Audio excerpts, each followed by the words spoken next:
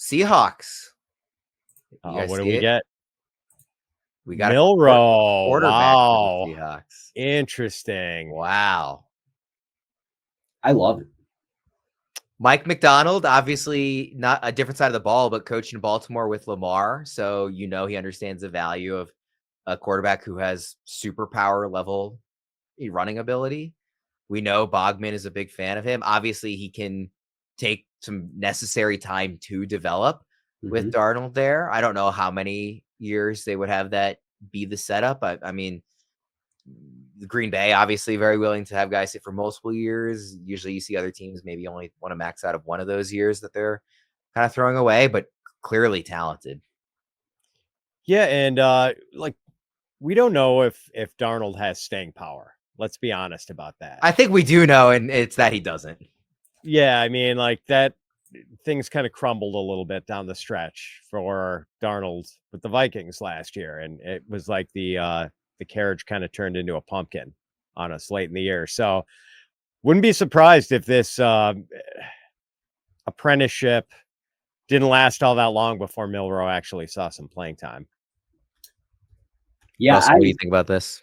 I love it, man. I think this is the ideal landing spot for him. It was evident last year that the Lions broke Sam Darnold and the Minnesota Vikings, which I think we can all agree was great to see. But Jalen Milroe can come in and sit behind Darnold in Seattle.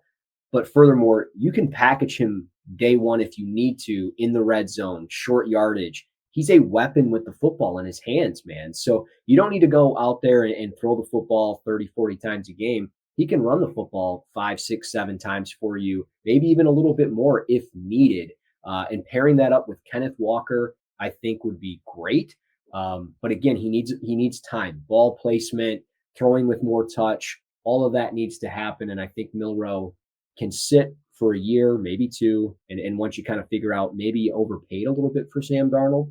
I get it, the going rate for quarterbacks, but this is fine. This buys you some time for Milroe. I love it. Yeah, can we highlight the Bogman comment, Worm? Finally, Milroe. No, the other one. Yeah. So the reference, of course, to Matt Flynn, who I think he earned big money from Seattle. Am I mistaken, Russell? Wasn't that based on a huge game against your Lions in a final regular season finale?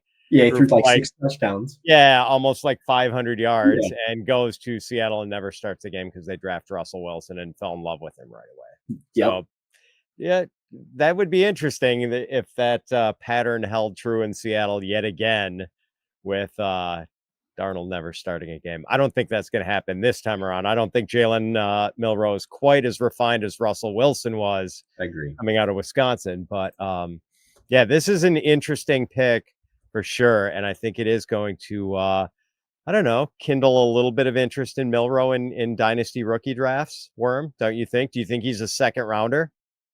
Maybe a late second rounder in a super flex league? Well, you just said when we were talking about a guy for the Rams, like if you're getting the redshirt year, it kind of moves him down. But man, the running ability, though, I know, is pretty attractive. I think he will go in the back half of the second round. There in a super flex, there will be QB needy teams who will see the upside. They'll say he got day 2 capital, which is better, than it would have been if it, day 3, right? So you can, try and justify it, and then obviously the legs justify themselves.